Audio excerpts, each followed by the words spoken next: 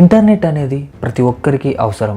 Students ఆన్లైన్లో classes వినాలన్నా, banks run అవ్వాలన్నా, government ఆర్గనైజేషన్స్లో employees work చేయాలన్నా, అండ్ మిలిటరీ, గవర్నమెంట్ హాస్పిటల్స్ ఇలా ఒకటి కాదు, ప్రతి దానికి ఇంటర్నెట్ అవసరం.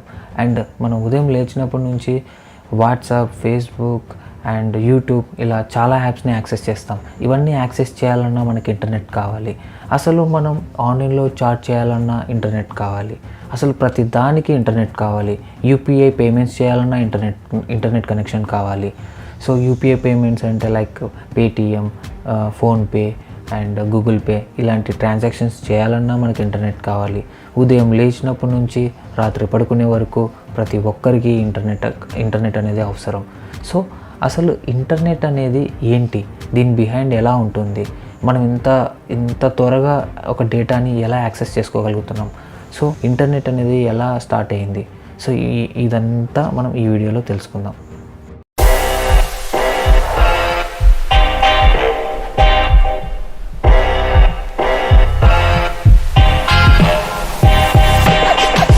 ఇంటర్నెట్ అనేది 1980స్లో వచ్చింది. దానికంటే ముందు మనకి ఆర్పానెట్ అనే ప్రాజెక్ట్ ఉండేది. ఆర్పానెట్ అంటే advanced research project agency network. ఈ ఆర్పానెట్ అనేది యుఎస్ డిపార్ట్మెంట్ ఆఫ్ డిఫెన్స్ వాళ్ళు డెవలప్ చేశారు. సో వాళ్ళు మిలిటరీలో వాళ్ళ యొక్క ఇన్ఫర్మేషన్ని సెండ్ అండ్ రిసీవ్ చేసుకోవడానికి 1960లో యుఎస్ మిలిటరీ వాళ్ళు డెవలప్ చేశారు. ఈ ఆర్పానెట్ ద్వారా ఫస్ట్ కనెక్టివిటీని యూనివర్సిటీ ఆఫ్ కాలిఫోర్నియా నుండి స్టాన్ఫర్డ్ యూనివర్సిటీ వరకు ఎస్టాబ్లిష్ చేశారు. సో వీళ్ళు పంపించిన ఫస్ట్ డేటా వచ్చేసి లాగిన్. సో లాగిన్ అనే కీబోర్డ్ని యూనివర్సిటీ ఆఫ్ కాలిఫోర్నియా నుంచి సెండ్ చేయడం జరిగింది. స్టాన్ఫర్డ్ యూనివర్సిటీలో ఇది జస్ట్ ఎల్ఓ అని 2 వర్డ్స్ని మాత్రమే రిసీవ్ చేసుకొని సిస్టమ్ అనేది క్రాష్ అవ్వడం జరిగింది. తర్వాత 1970స్లో Robert Kahn and Vinton Cerf అనేవాళ్ళు TCP/IP అనే ఒక రెఫరెన్స్ మోడల్ని డెవలప్ చేశారు. సో ఈ TCP/IP రెఫరెన్స్ మోడల్ ఏం చేస్తుంది అంటే ఒక డేటాని ఎలా పంపించాలి, ఒక సోర్స్ నుంచి ఒక డెస్టినేషన్ వరకు డేటాని ఎలా పంపించాలి అని అంత క్లియర్గా ఉంటుంది. సో ఈ ఆర్పానెట్ అనేది ఈ TCP/IP మోడల్ని అడాప్ట్ చేసుకుంది. ఎప్పుడు? January 1st, 1983. సో అక్కడి నుంచి స్టార్ట్ అయింది ఇంటర్నెట్ అనేది యాక్చువల్గా.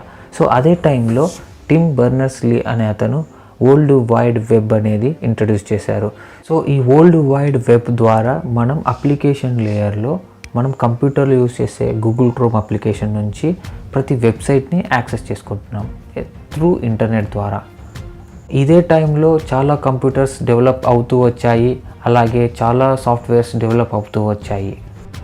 జస్ట్ శాన్ ఫ్రాన్సిస్కో నుంచి కాలిఫోర్నియా వరకు డేటా అనేది సెండ్ అండ్ రిసీవ్ చేసుకోవడం అనేది జరిగింది. జస్ట్ 500 కిలోమీటర్స్ డిస్టెన్స్ ఉన్న ఈ 2 లొకేషన్స్ నుంచి మనం డేటాని సెండ్ చేసినాం, అలాగే డేటాని రిసీవ్ చేసుకున్నాం త్రూ ఆర్పానెట్ ప్రాజెక్ట్ ద్వారా. సో ఇదే టెక్నాలజీని ప్రపంచమంతా ఇంప్లిమెంట్ చేయాలనుకున్నారు. సో ఈ టెక్నాలజీని ప్రపంచమంతా ఇంప్లిమెంట్ చేయాలి అనుకుంటే మనకి ఫిజికల్ కనెక్టివిటీ ఉండాలి, country to country physical connectivity ఉండాలి. సో ఈ ఫిజికల్ కనెక్టివిటీని ఎలా ఎస్టాబ్లిష్ చేశారు, ఒక కంట్రీ నుంచి ఇంకో కంట్రీకి కేబుల్ అనేది ఎలా లే చేశారు అనేది ఈ వీడియోలో తెలుసుకుందాం. నార్మల్గా డేటాని 2 రకాలుగా మనం సెండ్ అండ్ రిసీవ్ చేసుకోవచ్చు. ఒకటి వైర్డ్, ఇంకోటి వైర్లెస్.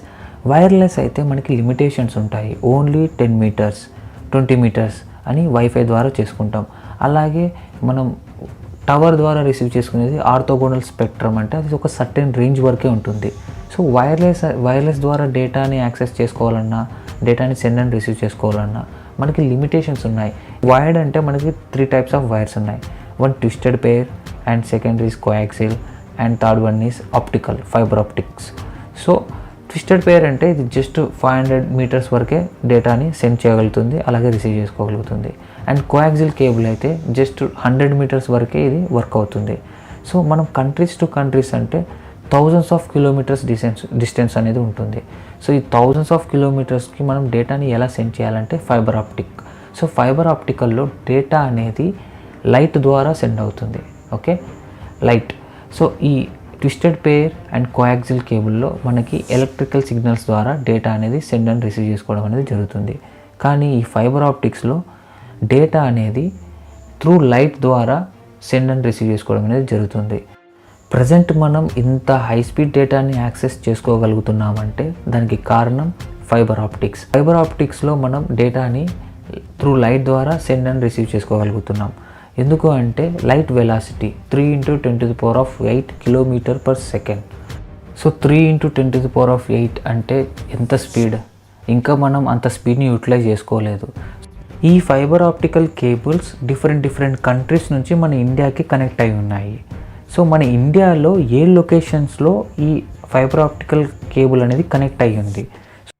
మన ఇండియాలో 5 లొకేషన్స్లో ఈ ఫైబర్ ఆప్టికల్ కేబుల్ అనేది కనెక్ట్ అయ్యి ఉంది. ఒకటి ముంబై, చెన్నై, కొచ్చిన్, టుటికోరిన్ అండ్ త్రివేంద్రం. సో ఈ 5 లొకేషన్స్లో డిఫరెంట్ కంట్రీస్ నుంచి సముద్ర మార్గం గుండా ఫైబర్ ఆప్టికల్ కేబుల్ అనేది లే చేశారు. సో ఈ ఫైబర్ ఆప్టికల్ కేబుల్ లే చేసే కంపెనీస్ మనకి చాలానే ఉన్నాయి. అండ్ ఈ కంపెనీస్ అనేటివి tier 1 companies. So tier 1 service providers. So ఇక్కడ మనకి ఈ లొకేషన్స్లో ఫైబర్ ఆప్టికల్ కేబుల్ అనేది కనెక్ట్ అయి ఉంది. ఈ లొకేషన్స్ నుంచి మన ఇండియాలో ఉండే సర్వీస్ ప్రొవైడర్స్ కనెక్షన్ తీసుకొని ఇన్పుట్ తీసుకొని మనకి ఇంటర్నెట్ సర్వీసెస్ అనేటివి ప్రొవైడ్ చేస్తాయి. It is like a bulk. మనం ఏదన్నా హోల్సేల్ ఏదైనా వస్తువుని కొనుక్కొని మనం మార్కెట్లో ఎలాగైతే సేల్ చేస్తామో సేమ్ ఇలాగే.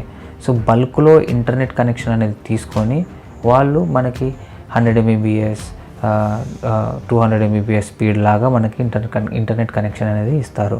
వాళ్ళు జీబీస్లో అనే ఇంటర్నెట్ కనెక్షన్ తీసుకుంటారు, మనకి ఎంబీస్లో అనేది ఇంటర్నెట్ కనెక్షన్ అనేది ఇస్తారు. ఇలా సముద్ర మార్గం గుండా ప్రపంచంలో ఉన్న అన్ని దేశాలు ఒకదానికొకటి కనెక్ట్ అయి ఉంటాయి through fibre optical cable. So ఇప్పుడు మనకి ఫిజికల్ కనెక్టివిటీ అనేది ఎస్టాబ్లిష్ అయింది. సో ప్రతి కంట్రీలో ఉండే డేటాని ఇప్పుడు మనం యాక్సెస్ చేసుకోగలుగుతున్నాం. ప్రపంచంలో ఉండే ప్రతి ఒక్కరూ ఎవ్రీడే ఏదో ఒక వీడియోని లేదంటే ఏదో ఒక ఇమేజ్ని కానీ సంథింగ్ ఏదో ఒక డేటాని అప్లోడ్ చేయడం అనేది జరుగుతుంది. ఇలా అప్లోడ్ చేసిన డేటా అనేది సర్వర్స్లో స్టోరేజ్ అయి ఉంటుంది. సో ఈ సర్వర్స్ అనేటివి డేటా సెంటర్లో ఉంటాయి. సో ఈ డేటా సెంటర్లో స్టోరేజ్ సర్వర్స్ అనేటివి ఉంటాయి. ప్రపంచంలో ఉండే ఎవరైనా సరే ఏ డేటా అప్లోడ్ చేసినా ఈ స్టోరేజ్ సర్వర్స్లో ఈ డేటా అనేది స్టోర్ అవుతుంది. ప్రపంచ దేశాల మధ్య ఎలాగైతే ఫిజికల్ కనెక్టివిటీని ఎస్టాబ్లిష్ చేశారో అలాగే ఇండియాలో ఉండే ప్రతి స్టేట్స్లో ఉండే ప్రతి డిస్ట్రిక్ట్స్లో ఉండే ప్రతి మండల్స్లో ఉండే ప్రతి విలేజెస్లో ఉండే ప్రతి ఇంట్లోకి, అలాగే విలేజెస్ అండ్ సిటీస్ డిస్ట్రిక్ట్స్ ఎక్కడైనా సరే ప్రతి ఒక ఇంట్లో నుంచి ముంబైలో ఉండే గూగుల్ డేటా సెంటర్ వరకు కేబుల్ అనేది లే చేశారు. సో విలేజ్ నుంచి ముంబైలో ఉండే గూగుల్ డేటా సెంటర్ వరకు మనకి ఫిజికల్ కనెక్టివిటీ అనేది ఉంది. ముంబైలో ఉండే గూగుల్ డేటా సెంటర్ అనేది చాలా సర్వీస్ ప్రొవైడర్స్కి కనెక్ట్ అయి ఉంటుంది. సో ఇలా ఫిజికల్ కనెక్టివిటీని ఇంటింటికి మనకి ప్రొవైడ్ చేసేది చాలా సర్వీస్ ప్రొవైడర్స్ ఉన్నాయి. Like Airtel, Idea, Jio, Vodafone, Tata communications, ఇలా చాలా సర్వీస్ ప్రొవైడర్స్ ఉన్నాయి. సో ఈ సర్వీస్ ప్రొవైడర్స్ అన్నీ గూగుల్ డేటా సెంటర్కి కనెక్ట్ అయి ఉంటాయి. సో ప్రతి ఒక్క యూజర్ ఒక్కొక్క డిఫరెంట్ నెట్వర్క్స్ని యూజ్ చేస్తాడు. ఒకరు జియో యూజ్ చేస్తారు, ఒకరు ఎయిర్టెల్ యూజ్ చేస్తారు, ఒకరు వోడాఫోన్ యూజ్ చేస్తారు. సో ఎవరు యూజ్ చేసినా ఎవరు ఏది యాక్సెస్ చేయాలనుకున్నా ఈ ఆల్ సర్వీస్ ప్రొవైడర్స్ అనేవి డేటా సెంటర్కి కనెక్ట్ అయి ఉంటాయి కాబట్టి ప్రతి ఒక్కరూ ఈ గూగుల్ సర్వర్ని యాక్సెస్ చేసుకోగలుగుతారు. అలాగే ఈ ఎయిర్టెల్, వోడాఫోన్ అండ్ ఐడియా ఇలా డిఫరెంట్ సర్వీస్ ప్రొవైడర్స్ ఒకదానికొకటి వాళ్ళ డేటాని ఎక్స్చేంజ్ చేసుకుంటాయి. సో ఇలా యూజర్స్ డిఫరెంట్ సర్వీస్ ప్రొవైడర్స్ నుంచి ఇంటర్నెట్ యాక్సెస్ అనేది తీసుకుంటారు. సో ఈ ఆల్ ఇంటర్నెట్ సర్వీస్ ప్రొవైడర్స్ అనేటివి ప్రతి ఒక్క డేటా సెంటర్కి కనెక్ట్ అయి ఉంటాయి. సో ప్రపంచంలో ఉండే ఏ డేటా అయినా సరే ఇంటర్నెట్లోకి అడ్వర్టైజ్ చేయబడుతుంది. సో నేను జస్ట్ ఇండియాలో ఒక ఎగ్జాంపుల్ చెప్పాను అంతే. సో ఇండియాలో ఎలాగైతే ప్రాసెస్ ఉందో ఆల్ కంట్రీస్లో ఇదే ప్రాసెస్ ఉంటుంది. ఎవ్రీ లొకేషన్లో ఒక డేటా సెంటర్ ఉంటుంది. ఆ డేటా సెంటర్లో ఆల్ యూజర్స్ యొక్క డేటా అనేది స్టోర్ అయి ఉంటుంది. ఆ డేటా సెంటర్ అనేది క్లౌడ్లోకి అడ్వర్టైజ్ చేయబడుతుంది. అక్కడ ఉండే లోకల్ సర్వీస్ ప్రొవైడర్స్ ద్వారా క్లౌడ్లోకి అడ్వర్టైజ్ చేయబడుతుంది. సో ఈ లోకల్ సర్వీస్ ప్రొవైడర్స్ అండ్ ఇక్కడ అదర్ కంట్రీస్లో ఉండే లోకల్ సర్వీస్ ప్రొవైడర్స్ రెండు డేటాని ఎక్స్చేంజ్ చేసుకుంటాయి. ఇలా ప్రపంచమంతా ఒక డేటా సెంటర్ నుంచి ఇంకో డేటా సెంటర్కి కనెక్టివిటీ అనేది ఎస్టాబ్లిష్ అయ్యి ఉంది. సో అందుకని మనం ఎక్కడి నుంచైనా సరే ఏ డేటానైనా సరే యాక్సెస్ చేసుకోవచ్చు. సింపుల్గా చెప్పాలంటే యూట్యూబ్లో ఒక వీడియో అప్లోడ్ చేస్తే అది గూగుల్ డేటా సెంటర్లో స్టోరేజ్ అవుతుంది. సో టోటల్గా ప్రపంచంలో మనకి 31 గూగుల్ డేటా సెంటర్స్ ఉన్నాయి. ఇండియాలో ఫస్ట్ మనకి ముంబైలో ఉంది. సో ఏ వీడియో అప్లోడ్ చేసినా మన వీడియో ఈ 31 డేటా సెంటర్స్లో ఉంటుంది. యూట్యూబ్ అనే ఐకాన్ని మొబైల్లో క్లిక్ చేయగానే అప్లికేషన్ ఓపెన్ అవుతుంది. ఇది ఇలా ఓపెన్ అవ్వాలంటే మనకి ఇంటర్నెట్ యాక్సెస్ ఉండాలి. సో మనకి ఇంటర్నెట్ యాక్సెస్ ప్రొవైడ్ చేసేది ఎవరు? మన లోకల్లో ఉండే సర్వీస్ ప్రొవైడర్ లేదా మొబైల్ నెట్వర్క్ ద్వారా మనం యూజ్ చేసే service provider. For suppose mobile network ద్వారానే అనుకుందాం. మొబైల్ నెట్వర్క్ ద్వారా మనకి ఇంటర్నెట్ అనేది వస్తుంది 4G నెట్వర్క్ ద్వారా. సో జియో టవర్ నుంచి మనకి మొబైల్కి ఇంటర్నెట్ యాక్సెస్ వస్తుంది. సో ఆ మొబైల్ టవర్ నుంచి త్రూ అండర్ గ్రౌండ్ ద్వారా ముంబైలో ఉండే గూగుల్ డేటా సెంటర్ వరకు ఫిజికల్ కనెక్టివిటీ అనేది ఉంటుంది. అలాగే మనం ఇంట్లో ఉన్న వైఫై ద్వారా డేటా ఎలా యాక్సెస్ చేస్తామంటే, ఇంట్లో ఉండే వైఫై రౌటర్ నుంచి మనం మొబైల్కి కనెక్ట్ చేస్తాం. ఆ వైఫై రౌటర్కి మళ్ళీ ఇన్పుట్ కనెక్షన్ అనేది కేబుల్ ద్వారా ఉంటుంది. సో ఆ ఇన్పుట్ కనెక్షన్ అనేది సర్వీస్ ప్రొవైడర్ అనేవాడు ప్రొవైడ్ చేస్తాడు.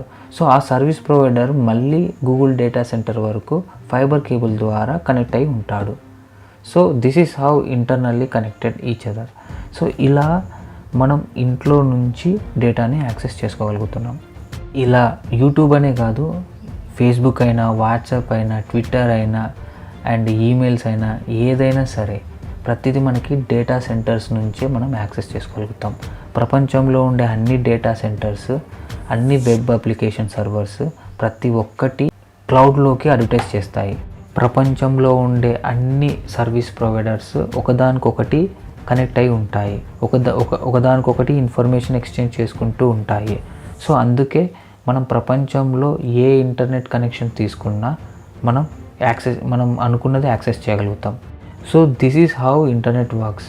సో ఇంటర్నెట్ అంటే సింపుల్గా చెప్పాలంటే ఏదైనా డేటాని సెండ్ చేయడం లేదా రిసీవ్ చేసుకోవడం లేదా ఎక్కడో స్టోరేజ్ చేసిన డేటాని యాక్సెస్ చేసుకోవడాన్ని ఇంటర్నెట్ అంటారు. నా ఎక్స్ప్లెనేషన్ మీకు నచ్చినట్లయితే, ఇందులో యూస్ఫుల్ ఇన్ఫర్మేషన్ ఉందని మీరు భావించినట్లయితే ప్లీజ్ ఛానల్ని సబ్స్క్రైబ్ చేసి సపోర్ట్ చేయండి. ఇలాంటి టెక్నికల్ వీడియోస్ నేను చాలా చేస్తాను. Thank you so much for watching this video.